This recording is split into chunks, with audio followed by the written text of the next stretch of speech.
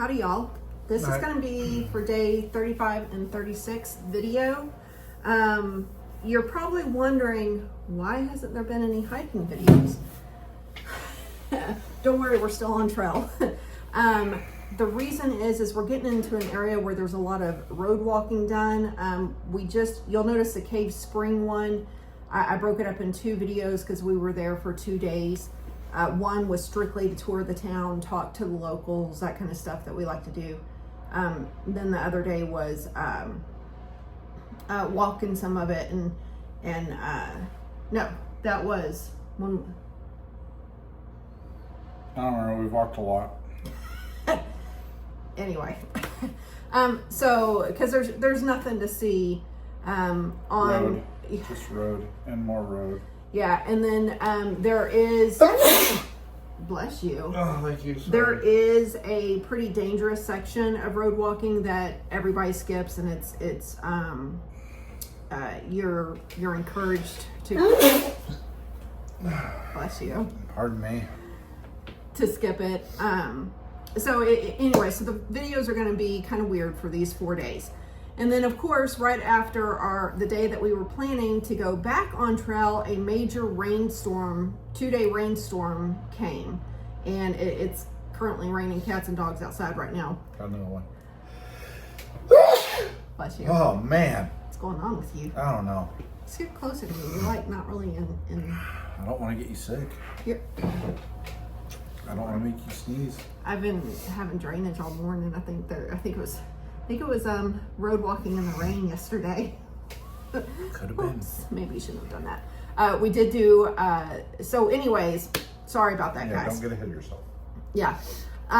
Anyways, major rain event happened, and we knew it was going to happen. We didn't want to be out there soaking wet in 40-degree weather. Obviously, that's risk for hypothermia. And we decided, but we didn't want to not do part of the trail. So we could not find anyone to slack pack the section that we wanted to do. So what we did was flip up to Dalton for this part of the road walk. And because it goes through town, so there's shops and food and all that kind of stuff. You actually do not have to carry anything through it for the first part of it. And I'll show you a little video right here. All right, so this is the van house here. It's actually closed. The site is closed right now, so you can't go in and look. But this is on part of the Pinhoti, and it's kind of one thing that I did want to film that was part of this road walk. It's like probably the only interesting thing anyway. So thought I'd do that and show y'all just real quick. It's pretty much the only thing interesting to see. Sorry guys, but there's your little Pinhoti sign right there. All right. Yes, there are blazes. We are going to get to a Q&A. We're going to start Q&A session right after this. Ripley is no longer hiking with us. She did go back home. She's going to go ahead and flip up to the AT at the end of this month, I believe. We were just different hiking schedules and budgets and all that kind of stuff, and what our plans were different than hers. So, you know, that happens. But we are still on our grand adventure, having fun. Okay, so let's go ahead and let's just go ahead and do Q&As. Okay, we're just gonna make it in one video. And you see what I have to deal with. We're just gonna get it out of the way. I'm so indecisive. Okay, so the first question was, Nutty, are these the same folks you hiked the AT with? Ripley was, and my husband's suspenders was not there. You were probably thinking of Jim 2 Cents, and he is actually supposed to be, well, he was originally going to meet us February 23rd. up there. We're not gonna make it there in time. I think it's gonna probably be about a week later, so I'm not exactly sure what he plans on doing. But anyways, husband is new to the game. He is new to backpacking, long distance backpacking. So what CPAP model are you using? ResMed Air Mini.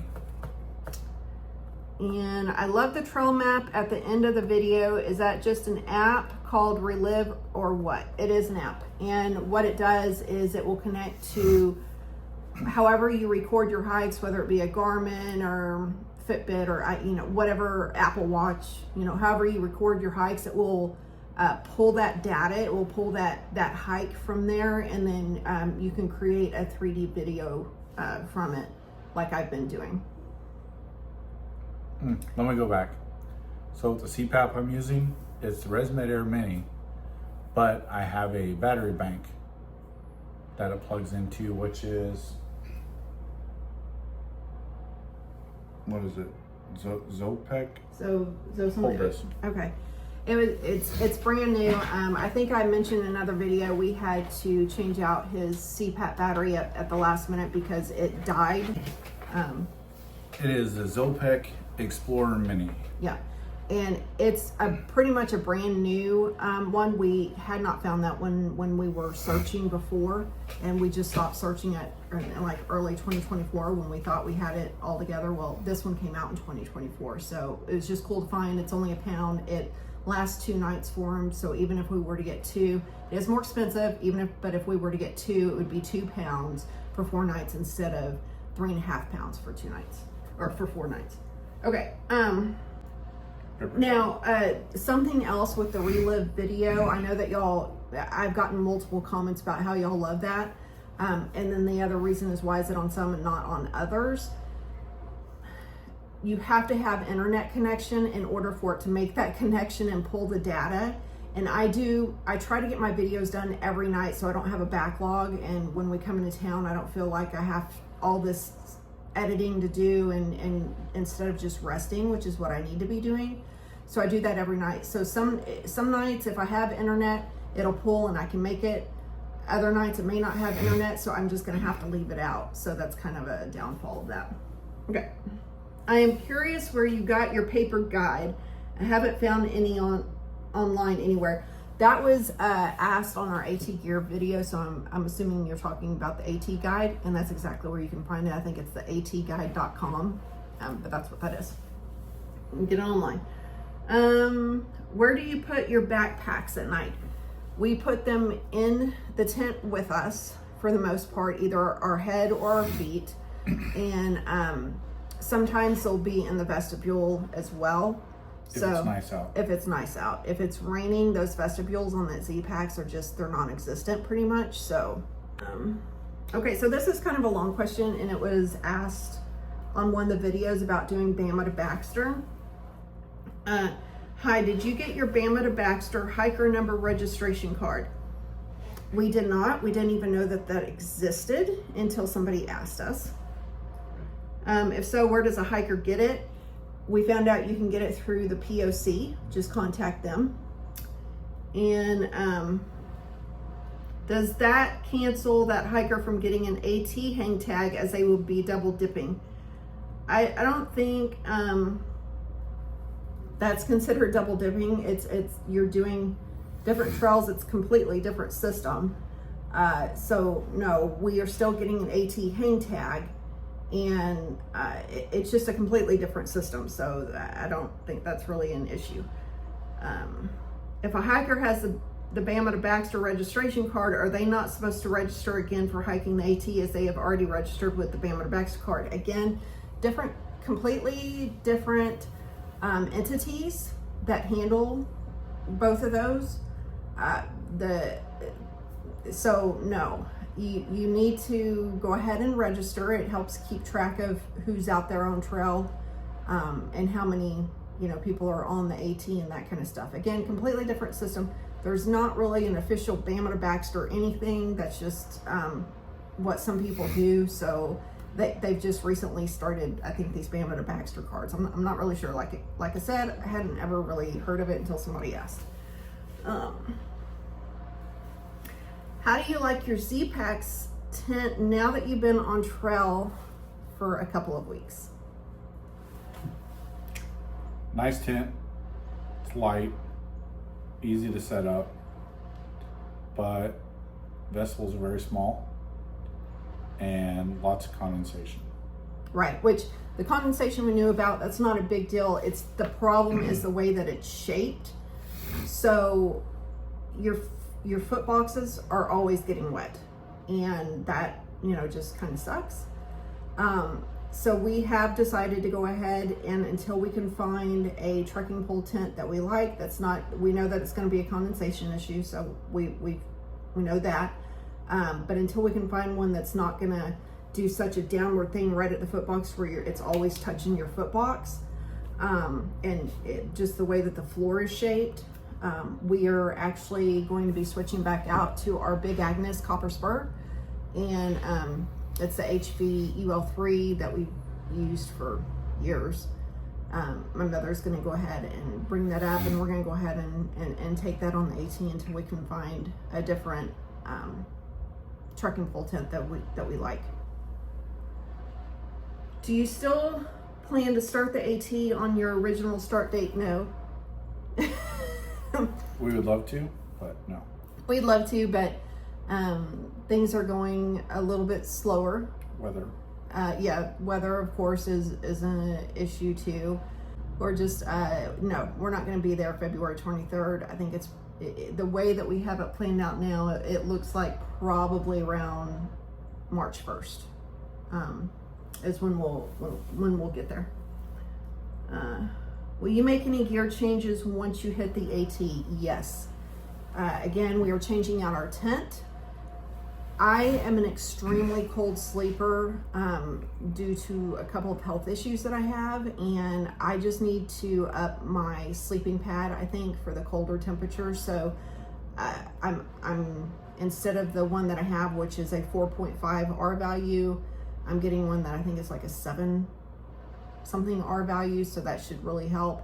We are both switching our pads, but he's keeping the same pad. He's just going from a mummy shape to the rectangular shape and plus a long size, or I think they call it large, because he is 6'3", and it's just the 72-inch pads are just not working for him.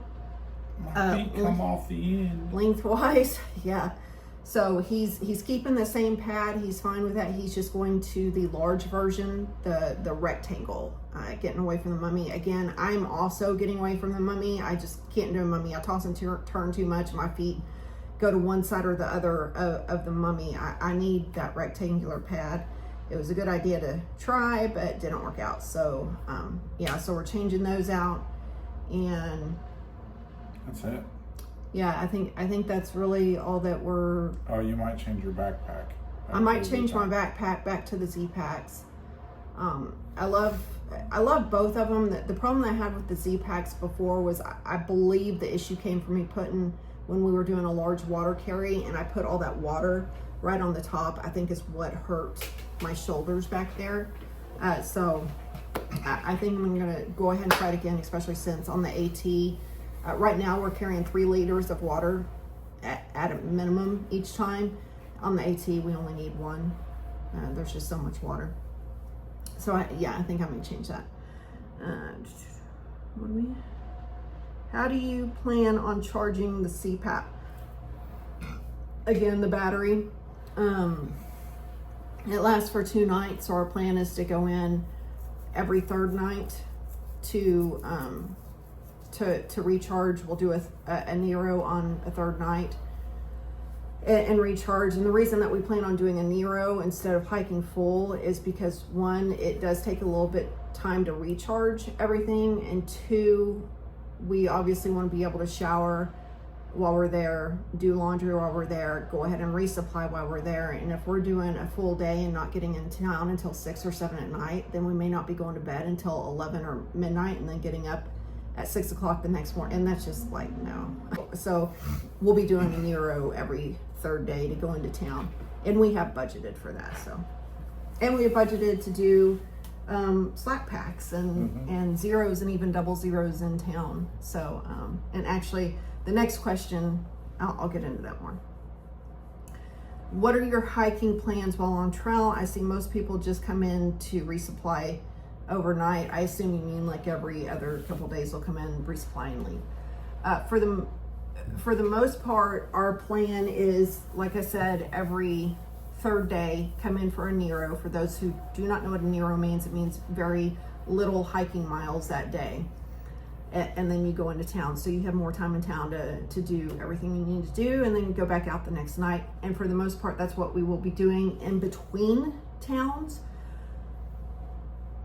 During towns, when we actually get to a town, when we get to a trailhead that is actually in town or whatever, that is when we will do either a 0 or a double 0. And we are very much about exploring towns, and that's what our hike is about. This is our grand adventure, and instead of us doing a vacation and driving from town to town, we're basically just walking from town to town so we can experience the town, meet the people in that town, the businesses, just kind of get the full experience of that town. So there are some towns where we'll just take a 0 just so we can rest. Like Dalton here, we wouldn't have taken a double 0 here if the only reason that we did, and we actually didn't because we hiked, but we wouldn't have taken a double 0 here because there's nothing really. It's not just a big town. Yeah, it's just a big town, and there's not really anything to see or do. But the smaller towns, definitely, that's what we want to do. That's how we plan to hike. So you will see that is something different with us because, again, retired, we've got the cash flow to do this kind of stuff, and just have a grand time. And our ultimate goal is Katahdin, but at the end of the day, it's one day at a time. And I really think that that's just kind of our motto, is one day at a time, one step at a time. Because thinking right now, if I were to sit here and think, okay, well, we've still got 2,400 miles left, man, that's daunting to think about. You don't want to think about that. So our goal is, okay, we've got this many miles to this next town till we get to, go explore and have fun in this town and, whatever, and then get back and walk to the next town. So that's kind of how we're looking at it. And I think that's a lot different than what you see with most people who are just want to do from point A to point B to do the trail, and good for them. And I hope they have a great hike, and I hope they wish us the best as well, doing it our own way and having our own fun time.